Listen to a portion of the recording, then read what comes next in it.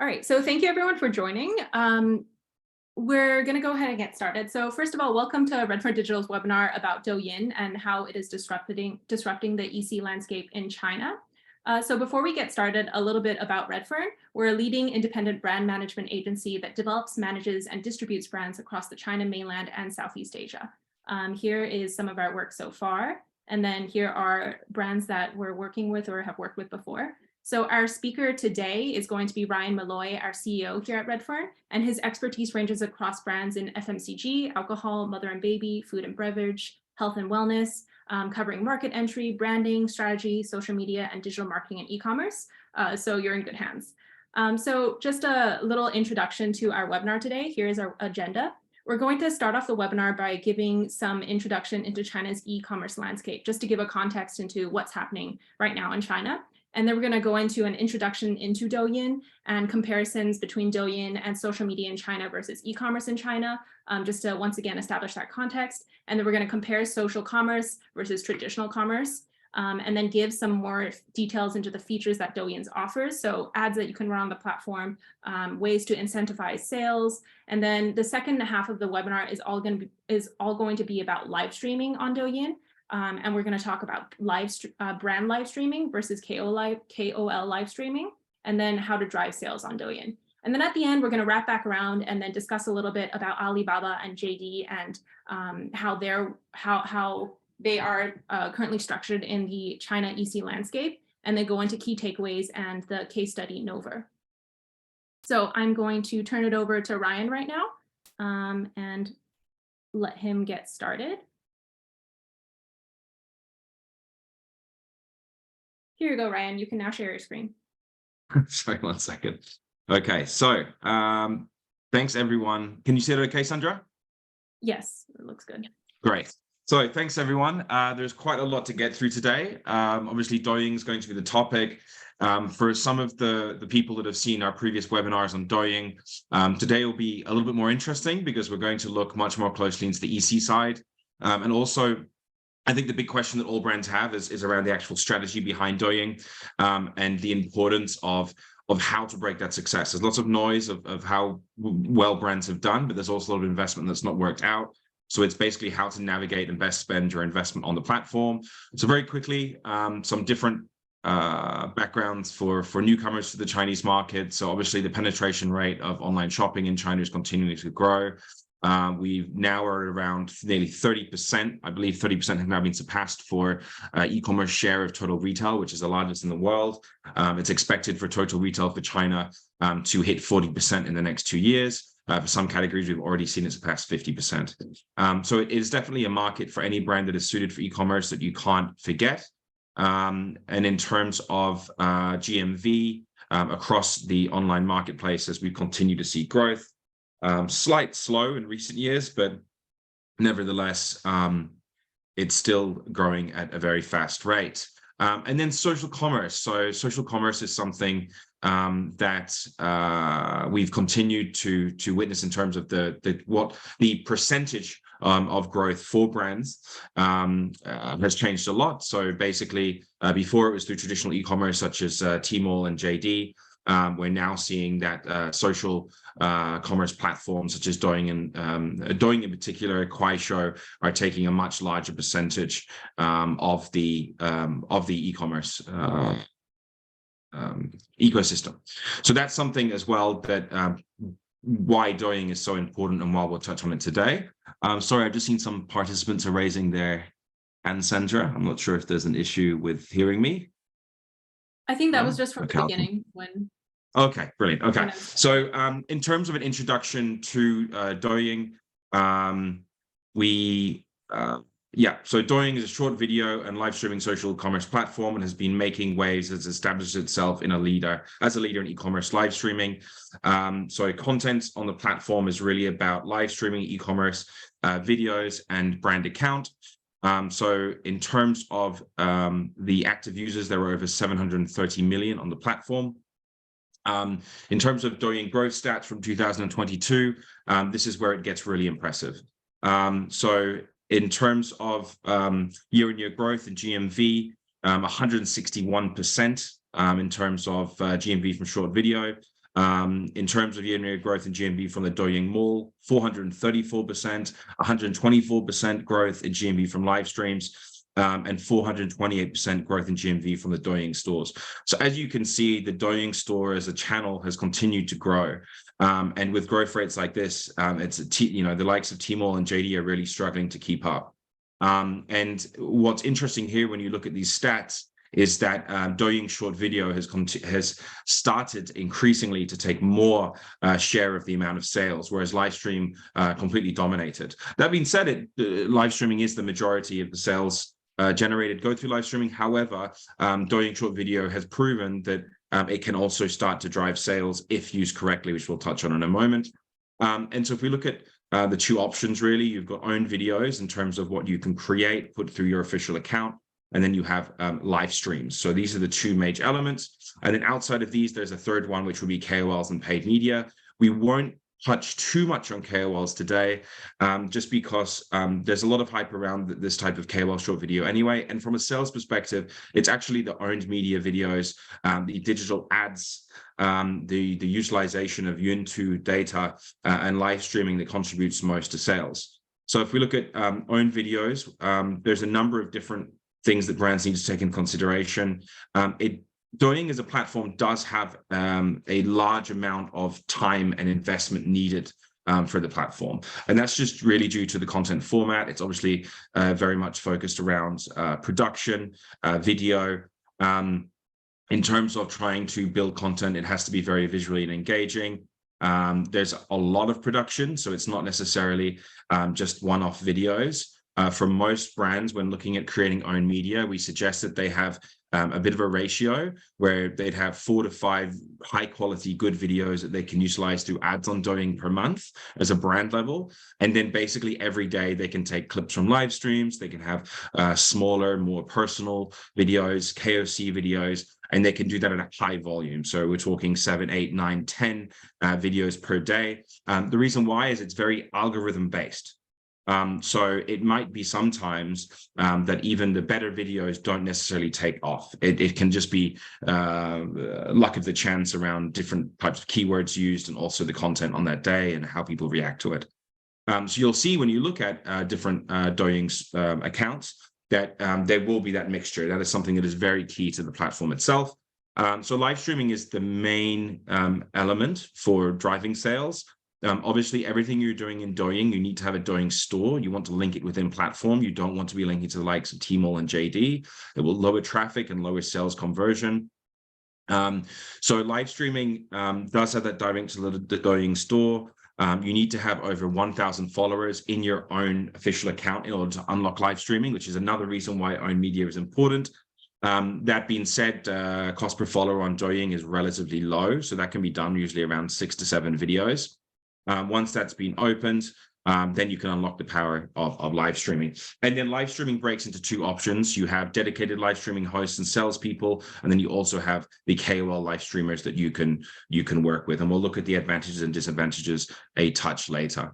So if we look at brands and users, they tend to post a variety of different types of video formats, content. Again, this can be kind of like your high quality ad videos, / cartoon style, fun, engaging. Remember, Douyin is all about entertainment and really trying to drive home some kind of sense of lifestyle, humor, sports, being active or really tapping into local culture.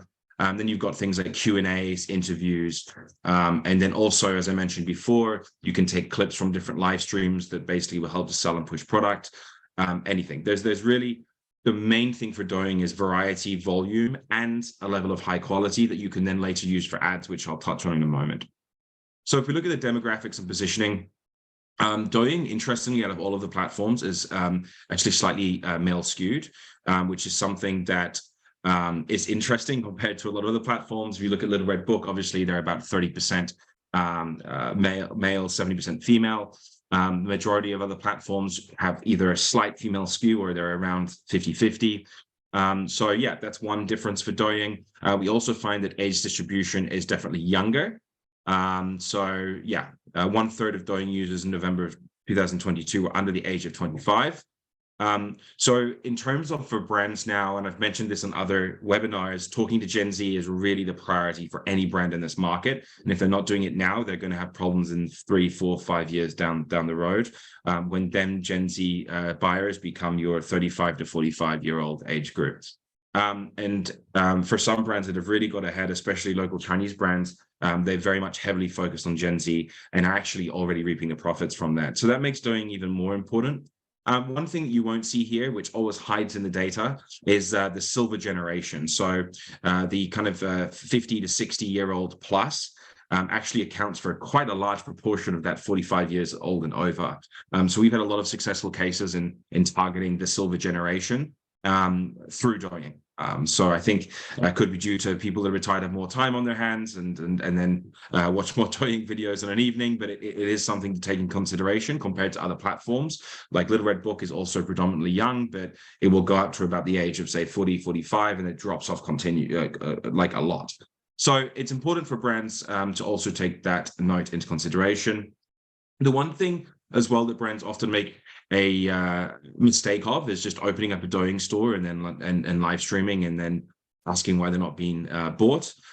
As mentioned before in other webinars, live streaming is all about having a shopping list. So for some FMCG brands, you will have kind of instantaneous, purchases that really people are looking for other products within the Douyin stream. They come across the brand and they make a purchase, right? And don't really think too much about it. However, for you to really get much higher volumes of sales through live streaming, you need to have built some name around the brand, and that's done through short videos within the platform. Another thing we'll talk about later is the successful brands always utilize data. Douyin is actually all about data. So if you can pull in the data from different short videos, your own account, into Douyin, then you can pull them into live streams and you can essentially sell to them. And that is the key part that I think most brands forget. So it's a platform to discovery. The initial part is users discover new brands through the platform. They then research brand names, look at product reviews, users, KOLs. Often this you'll see within Little Red Book. And then purchase, we often see, which would be live streaming. Live streaming can encourage users to skip to the research portion, through the research portion of the cycle directly into impulse purchases. But again, you will find it harder initially. And then finally, you have review. Review is basically then with owned media. So you need owned media in the beginning to get yourself going with live streaming. You need it to create discovery. And then when people buy the brand, they then go back to Douyin and they will essentially sit within the official account. So if we look at very quickly other platforms, I think a lot of you will have seen these. Douyin really sits as kind of the entertainment shopping hub. And we're continuing to see growth in the platform in terms of generating new users. One thing to take into consideration is that repeat purchase of Douyin is relatively low. So I wouldn't necessarily suggest a brand to come into market or for a brand that is suddenly, been in market for a while looking to develop e-commerce. I wouldn't suggest them to just do Douyin. I would suggest to use Douyin as kind of the arm that goes out and finds new customers, and really then Tmall and JD can sit back as your more traditional EC platforms. And once you have a new customer, you can then get that repeat purchase. Douyin offers more unique packages, gifts. It also has a 10% lower price point than Tmall. So that's why a lot of consumers will shop there. And also that kind of entertainment element really helps draw consumers in more. Got 730 million users, very young. When we look at an in-app flagship store, very high for Douyin, considerably higher. High creative needs, and then it has the capability in in-app flagship store. Obviously, Little Red Book, WeChat also have capabilities in-app flagship store, but WeChat mini apps really needs to be integrated into a larger strategy of offline retail. And there needs to be kind of a purpose there because they're so hidden. Little Red Book, in terms of flagship store, is there, very specific to, I would say, cosmetics. Again, it's a much smaller platform. Little Red Book is all about search. I won't go into it too much in this webinar, but it's very different to Douyin, right? It's more that second part of research, as I just discussed. WeChat website, Weibo is something we probably wouldn't recommend to any clients at the moment. Zhihu, not too much, but it can be good for PR purposes. Kuaishou is basically the alternative to Douyin if the products are cheaper and you want to look at smaller tier cities. And then Bilibili, which is very Gen Z focused. And for most of our brands, we don't recommend this unless they're into, for example, athletic leisure, sports, and cosmetics. And their product needs to be the price point that is very much in line with young consumers. Bilibili has the youngest out of all platforms in terms of age demographic. And then, so if we look at other EC platforms, obviously Douyin does cater as an EC platform. You can see there that it is still behind other platforms in terms of its GMV, but you need to remember that over the last 2 years, that has come from a base that was a tiny fraction of the likes of Tmall and JD. So Tmall gets a lot of bad press. We're actually seeing that sales on Tmall are rising in the last 2 months. Platform seems to be coming back quite strong. And brands, despite the bad press, need to understand that Tmall is the leader in the market. JD is a second, and Douyin is the new customer acquisition. Pinduoduo for now, generally, lots of questions around Pinduoduo. You will find your brand selling on Pinduoduo, whether you like it or not. It's essentially the C2C platform of the market. And it really, it's kind of like the second supply chain for products that are being sold into tier 2 and tier 3 cities. So with Douyin, we can see that it's increasing. It's really something that can't be ignored. Even if you look at the numbers, you might say, well, it's around 6 times smaller than the likes of Tmall. But last year, in terms of acquisition of new consumers, it was really the leading platform. And for any brand not working on Douyin last year, they would have really felt the hit of Tmall sales and the drop that the platform went through. So we look at social commerce first, traditional e-commerce. I've kind of touched on these already, but yeah, it's all about impulse purchase on social commerce. It's not about repeat. So you really need to have the traditional there as kind of the core backbone of the business. It's all about content and engagement. You need to understand how to position your product and to really how to sell that. It's more about more affordable products, but then a lot of brands have said, well, our product sells at 300 RMB, so we can't really sell on Douyin, and that's just simply not true. Generally, as long as you have a better price offering than Tmall, then Douyin is a way forward. And a lot of luxury brands have already started to sell, especially in cosmetics, very heavily through Douyin. So it's not the case of having cheap products. It's essentially having products that make sense in comparison to other platforms. It's all about live streaming, KOLs, building that trust, and promotional tools to boost content. Whereas traditional EC is more with intention to purchase. People go there to, for example, find a particular brand, to buy a particular category.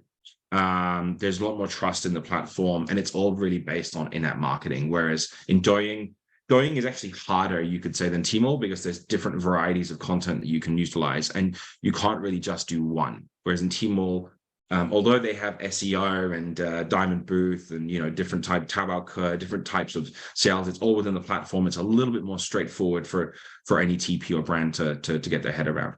Now, one of the main reasons we wanted to have this webinar was really around the news of CBEC for the Douyin store opening up, which I think was great news for any brand in the market, especially for nutritional health, skincare products, but also for any brands that are already operating through the Tmall or JD model. We found for our brands that opening up Douyin for cross-border has just been so simple. And basically, we can just fulfill through the same feature at free trade zones. And so this is something that you can utilize Douyin to get rid of excess stock. You can utilize Douyin for finding new consumers. You can, basically all of the marketing that a lot of brands that have been doing through cross-border on Douyin, you can now link that directly to a store. So it's really fantastic. And then also, if you have a distribution network you've been growing on Tmall, you can then utilize the same distributors across the likes of Douyin as well. So one thing with Douyin to take into account, some of the best Douyin stores are really distributor run. And so it's kind of the strategy of media, official account, your flagship store, and then your distribution network on Douyin. And all of these four together, if you get it right, then you can have great success. And we have really seen brands that are they're hitting in the millions of dollars within 6 months, which you can't do on Tmall anymore. It's just too hard to do that. So that's something that I think is really important for any brand looking for that quick growth. There are some elements around profitability that come into question of, once you've got 20% commission on live streaming, and owned live streaming takes a long time to grow. It's not necessarily going to be the most profitable venture in the first 6 months, but if you're kind of an aggressive brand and really trying to take market share and have quick growth in the market, it's a platform to look at. So Douyin Store and Douyin Mall allow users to make purchases without leaving the platform. Douyin stores can be linked to brand accounts, and specific products can be linked in videos or live streams to direct users to the in-app purchase. Yeah, so that's all great news, especially for Douyin, and really a lot of the functions for Douyin cross-border are more or less the same than they are for the domestic channel as well, apart from logistics obviously being quite different. So yeah, for brands to make that transition, a very simple procedure. It takes around 3 weeks, we've calculated on average, to have a Douyin store live through CBEC. And if we look at ads on Douyin, you've essentially got two types. You've got in-ad feeds, which are the most common. They show up on users' feeds. So just like on TikTok, when you're scrolling through videos, then one will pop up that will be either an owned media, be a KOL push. CPM, so cost per mil for in-ad feeds range from about 10 to 50 RMB, making them very cost effective. Then we have native ads or Doja, which can be used to boost the reach of previously posted content on Douyin. So it's similar to what you'd have on, say, Instagram and Facebook when you utilize their promotional tool. These ads are not tagged as being ads, looking like other organic posts, and can drive users to similar landing pages as well. So for owned media, we often use Douyin Plus, if I'm honest, for most of our brands, because we find it to be the most effective. Douyin also offers search ads for its internal search function. Brands can select specific keywords, brand name, product category. Search ads are more targeted. They require you to search for keywords. They're more expensive as well. I think for brands first starting out, it's not really a priority, this element, but it's something that needs to be taken into consideration once the brand reaches a lot of growth. So it's kind of more that you've got discovery and then really that research phase, which is second on Douyin. That's where brands need to start putting more attention into search ads and SEO. Then we have top view ads. So they're full screen ads displayed when the Douyin app is opened by users. These can be very expensive. They're more like awareness focused. And you'll see a lot of larger brands will have them. So that's not necessarily something we would suggest to use in the first 6 to 12 months, but something a bit later down the line. And then incentivizing sales on Douyin. So different things, coupons, limited time sales. Anything that can drive impulse purchase is really important for the Douyin category. So yeah, different coupons that you can link in to bring the price lower than Tmall. We've even seen brands will advertise it as like it's cheaper than other channels for you to buy. Limited time sales as well. These can be put onto all products. It helps just drive that initial first time purchase for users on Douyin. Discount with minimum purchase. So yeah, discounts basically if they spend over a certain amount. So we see a lot of bundling. The important thing as well is with Douyin to really push your hero SKUs. Don't just focus on SKUs that you're trying to necessarily get stock of. You can do that and it can work effectively if you're going to lower the price, but you want to build it really around a hero SKU that stands for the brand. You can also then begin sales at certain times. So there's a whole range of tools that can be utilized within Douyin to try and drive that impulse purchase. And so where do brands start? The main thing is to follow the right process to success. So one is to create high quality and engaging content that is shared through owned media. Two is to work with KOLs to create high quality content that is appropriate to your brand and the KOL fit. Amplify content through advertising and allow the platform to collect interested user data.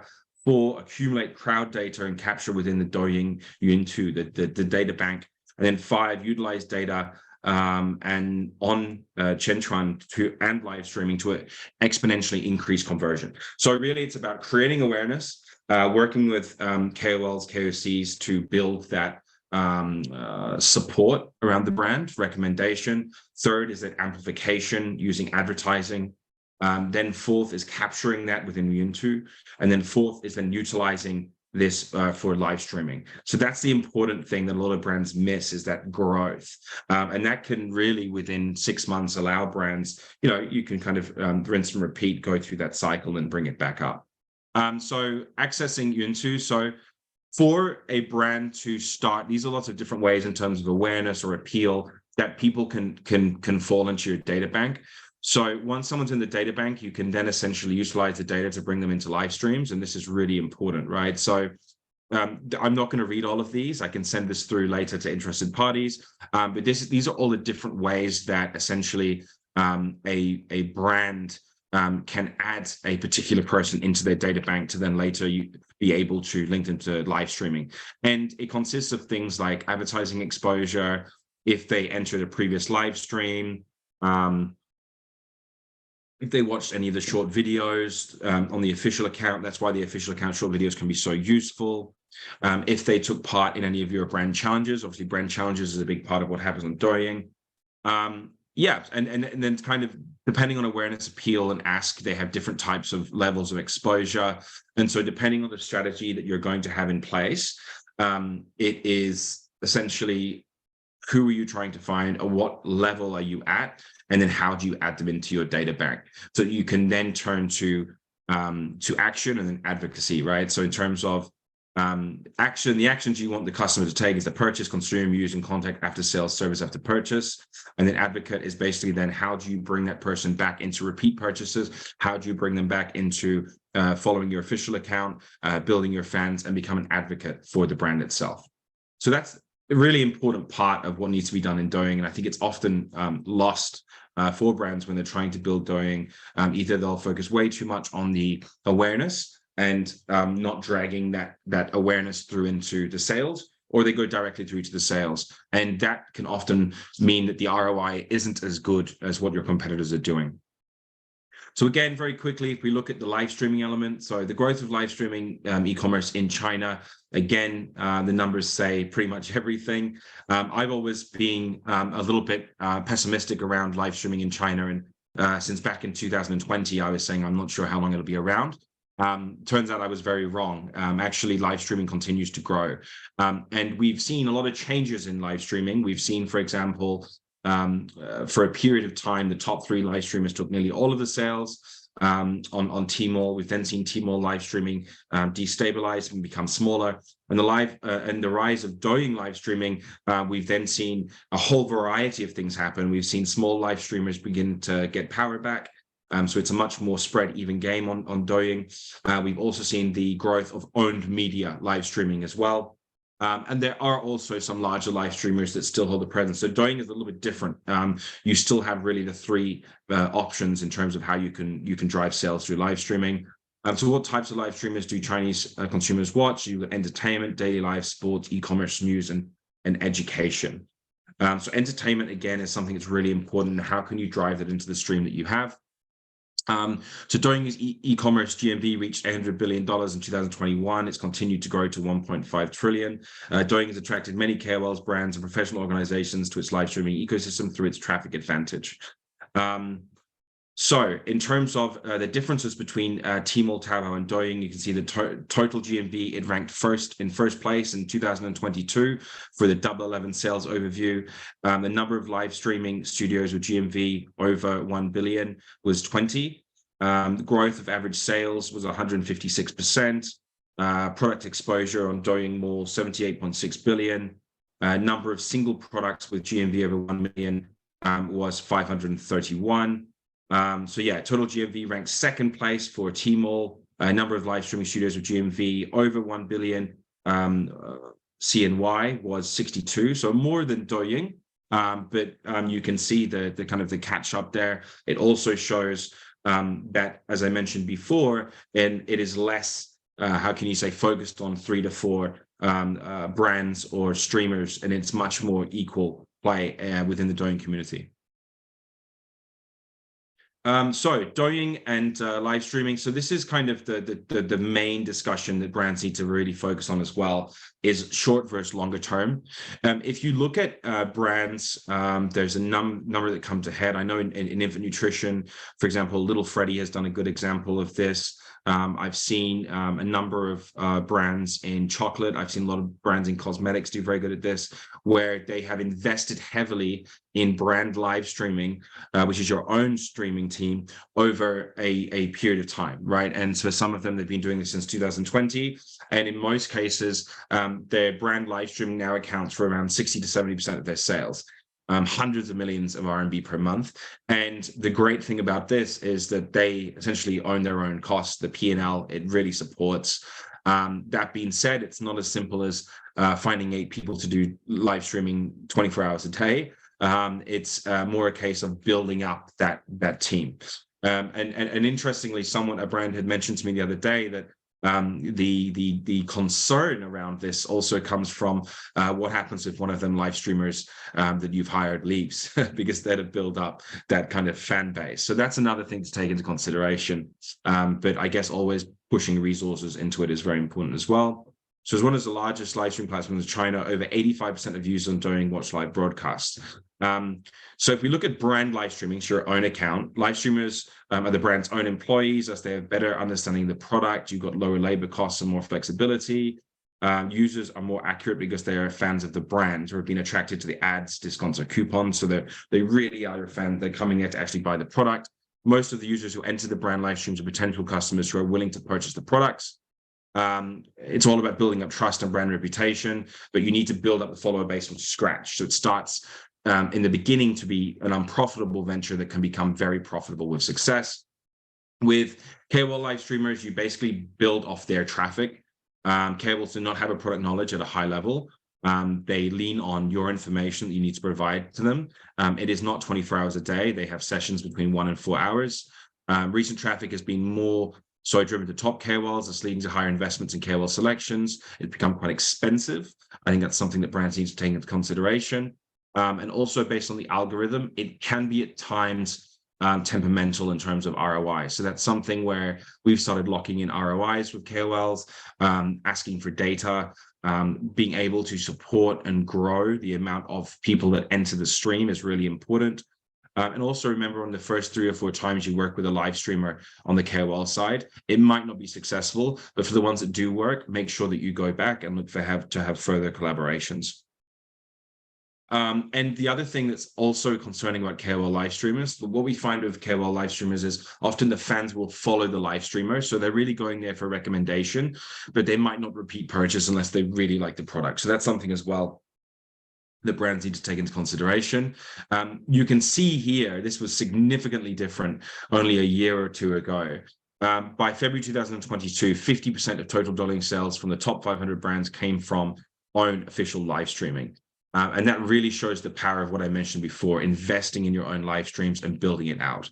And then if we look at the market share of brand live streaming versus KOL live streaming, you can see how over the years it has eaten into that margin, right? As we go into 2021, in particular, 2022, and then for 2023, we still have growth. And this, from a profitability perspective, which is always a big question in China, we do see that this is really the best way forward in the long term for the brands, but they need to have patience and they need to be able to work with their agency or their own team to look at a long-term investment in creating a sales team. Essentially, the Douyin store reps become your sales team. And so brand live streaming, brands will often choose to set up separate accounts for Douyin live streaming, while different distributors may also set up their own. So one thing that will happen with Douyin is it does become quite messy. You have like brand flagship stores, brand accounts. You have different Douyin accounts that will focus on particular types of products or SKUs. You end up with 10 other distribution accounts. So that's something as well that just you need to manage. We usually say it doesn't matter. It's not about how messy it is. It's all about having as much as you possibly can in terms of content and channels to be able to reach users. As long as there is some sharing and an understanding between these accounts, I think it's the most important thing. So in terms of the length of live streaming and pricing of products, so brand live streamings will often last for hours, often full days, 15 hours per day, often usually involve a single, oftentimes female live streaming host who will then sell a number of discounted products. So viewer counts tend to be low at a single time, but over the period of time, daily viewers could reach up to 100,000. So that's really where it comes in. You can't just have a member of staff jump on for 2 hours and then hope to hit the sales target. It's about looking at a long period of time. One thing that can be of use is trying to understand peak sales for live streaming, usually during lunch times, after work, and at night. Product pricing on live streams. So generally, the price difference, as I mentioned before, is about 10 to 20% lower than it is on Tmall. So again, it doesn't mean that the brand has to go through an unprofitable period, but you need to take this into consideration when you're looking at the larger play of the brand across Tmall, JD, and Douyin, and how that will affect profitability and pricing. So tips would be focused on top selling products. So again, really looking at the heroes, 20 to 50% of sales come from the top selling few items, especially as a lot of top live streaming brands have over 100 items listed. So you need to find out which one will be our heroes and which ones will be push. Live streaming is at the end of the consumer journey. So again, as I mentioned before, you really need to do that work beforehand before you get to the live streaming element, right? Challenges, it does require a lot of resources and time. I would say that Douyin requires more resources and time from an agency side anyway, but also from the brand side than the likes of Tmall and JD, especially JD. So that's something to take into consideration.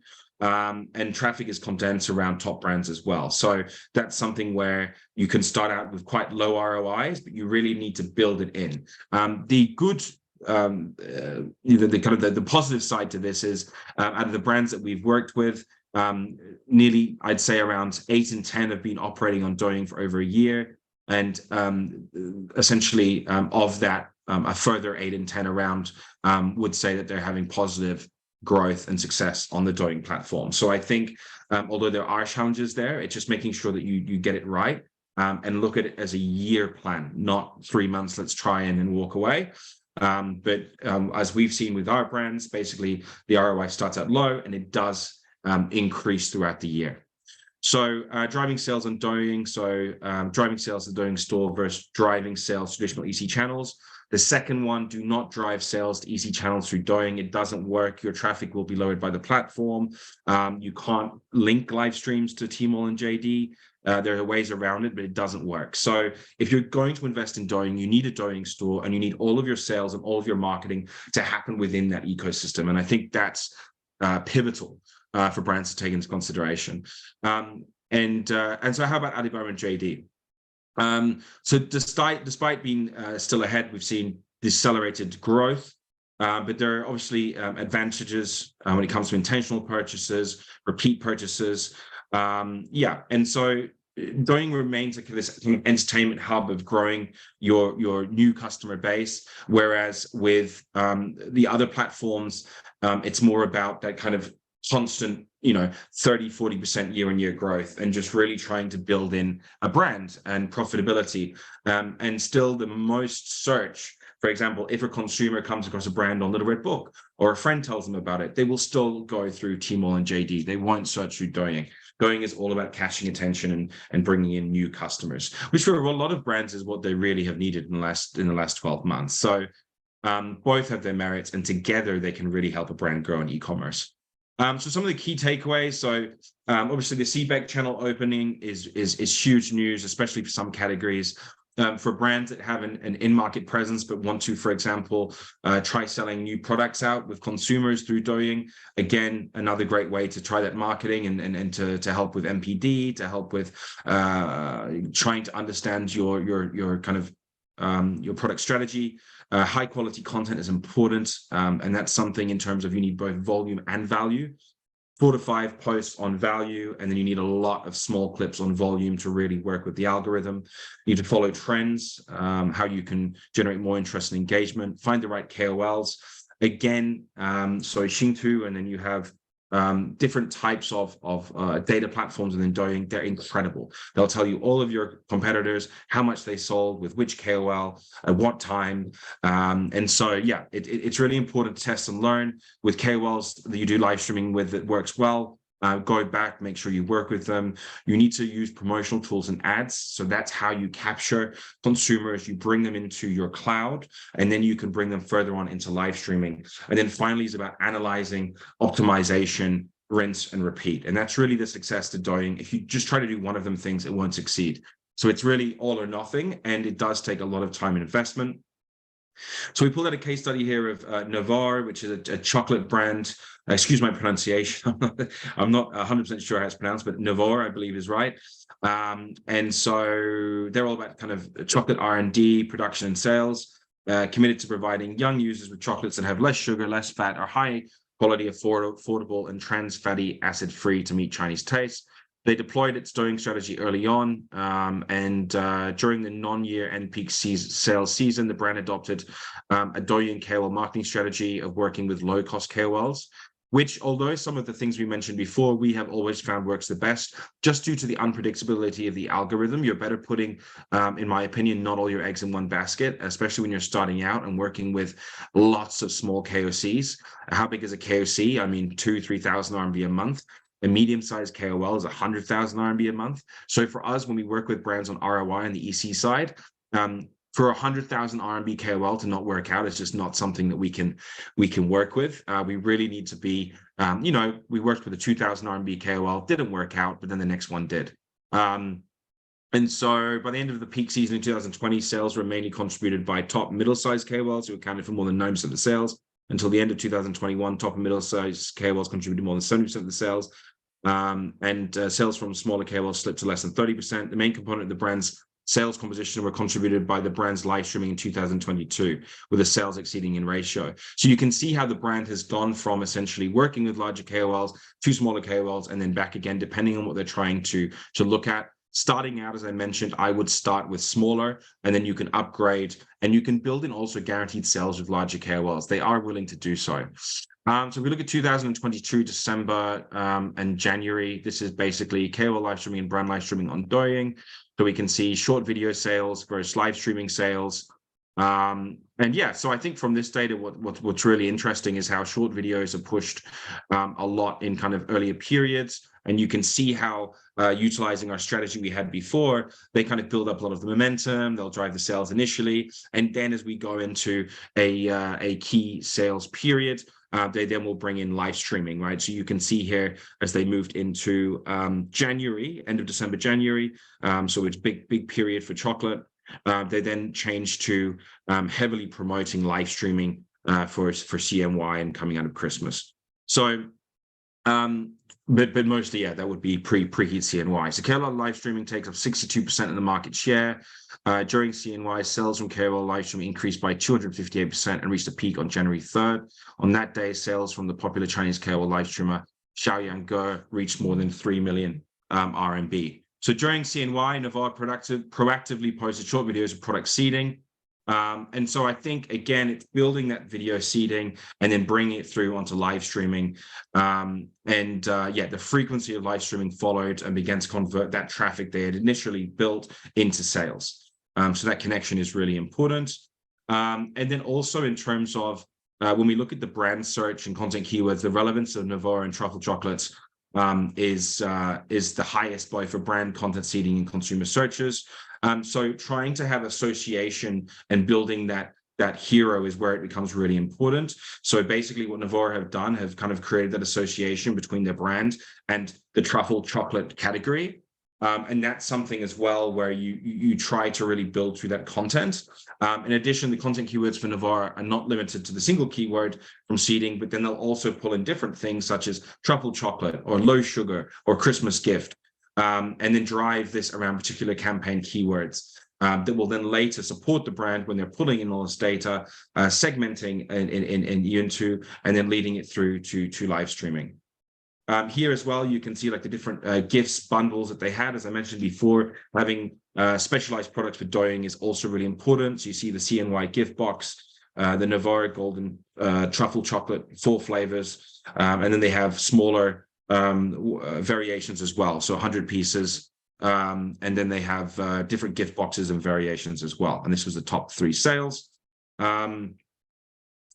And then also having a clear Douyin target audience is really important as well. As mentioned, the importance of this is as you're pushing through seeding, you need to understand who you should be seeding with, who you're trying to target, so that when they come through into your data cloud, when you do have live streaming, it's the correct people that are likely to buy your product. If you get that part wrong, you can spend a lot of money pulling through people to live streaming that actually they don't have a correlation with your brand. So brands are more inclined to promote to female consumers. The overall TA profile of the chocolate industry is 56% female, 44% male. The audience profile on NOVOR is 79% female, which is 23% points higher than the industry. So clearly understanding who their consumer is. And again, younger groups. So we looked at the demographics of Douyin. For this, you're really, for NOVOR, they're looking at 24 to 30 years old. It can be a little bit higher than this, but as we mentioned, quite a large proportion of consumers are actually below that age of 25. So in terms of the marketing, I think getting that in place is really important.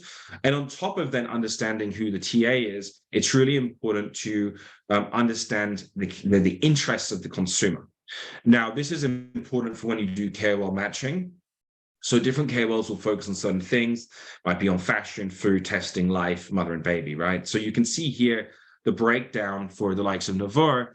So as they're targeting young working women, they need to create this branch between one category and another. So Douyin's fashion accounts can quickly and accurately reach young females, thus they account for 1/3 of the KOL accounts of NOVOR's Douyin KOL matrix, which is interesting. You'd think that it automatically go for food KOLs, and actually this just doesn't make sense. When they're trying to reach out to these new customer bases, it makes more sense for them to go to other category KOLs, bring them then back through to the brand live streaming, and then being able to sell to them. Okay, brilliant. So that brings us to the end of my presentation. I think, I just managed to do it, Sandra, in 4:50. So I think now we can move to a Q&A section. Thanks, Yes. everyone.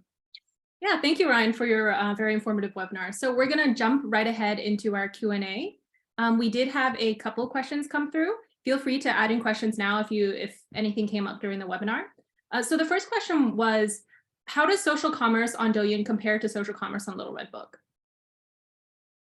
So I'd say that social commerce on Douyin is much more aggressive, and it's much more about creating awareness and then linking that through to a direct sales channel. And because of that, what we found, and also, so that's one element, sorry. And the second element is live streaming is much stronger on Douyin than it is on Little Red Book, right? Which I think is that key difference. When we look at why has Douyin done so well, we've actually seen Little Red Book decline over the years. The main reason would be due to Little Red Book have not managed to get live streaming right. And so for brands, Little Red Book is more about creating awareness, and it can link to social commerce, but for driving sales, it very much needs to be, Douyin has done a much better job of linking that channel together, if that makes sense. Mm-hmm. Okay, and the next question is, why is Douyin seeing such a surge in popularity compared to other live streaming and short video platforms such as Kuaishou? It's a tough question. I think, Kuaishou obviously, used to be doing better in live streaming. Douyin have invested a lot more into how they can better match products to consumers. And that's really what they've done through their cloud data.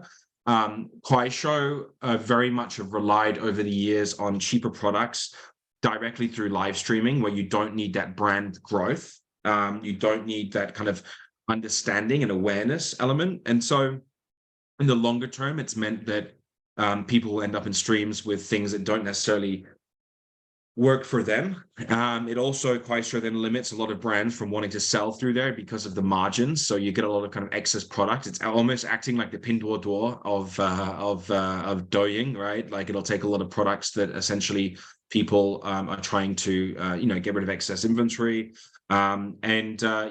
Because of that live streaming focus without the brand growth and entertainment, they just haven't done as well. Yeah. Okay, and the next two questions both have to do with costs. The first one is, what are the costs for starting off brand live streaming? And the second one is, what's the minimum monthly budget for Douyin, excluding KOL fees? So they're both to do with budgeting and costs. Okay, so on the first one for brand, so that's for brand live streaming, correct, Sandra? Mm-hmm. Yes, yeah. So with brand live streaming, it's really up to the brand, right? So, right now, what's very popular, we're also starting to see a lot of AI live streamers that brands are utilizing, which can further save on costs. But brands that we've worked with, usually you'd have 3 to 4 staff that would be doing different shifts, so that there would be 3 to 4 2 to 3, you could say, streams open at any given time. They would usually run in peak hours and have different shifts. And so then really you're looking at the cost of a junior person that is really great at selling products and is willing to work in the live streaming industry. You need a green screen, and that's really about it, right? It's all about kind of actually having the room and people. And then for sorry, what's the second question, Sandra? What is the minimum monthly marketing budget on Douyin, excluding KOL fees, for a company that's new to the market? Excluding KOL. So that's would that just be for own media? Yeah, for my own media, paid media in terms of promotional tool usage, ads, that kind of thing. Yeah, so look, I think it depends. So video production is something that really depends on how much the brand has. You're looking at probably around 4,000 to 5,000 RMB per video. You can then get lower cost videos for about 1,000 to 2,000 RMB. Then you need to also be taking snippets of live streaming as well. So, and then pulling them out to bring up the volume. So that would all need to be managed by an agency, but that's kind of what it would cost to have their own media going. Promotional tool usually is around 6,000 to 7,000 RMB a month in investment. And then yeah, KOLs aren't involved, and that's a whole other element. Obviously, with Douyin, you do have KOLs that do commission only. And then for other short videos, again, you're probably looking at 2,000 to 3,000 RMB smaller KOCs to build out that brand initially. That would be my suggestion.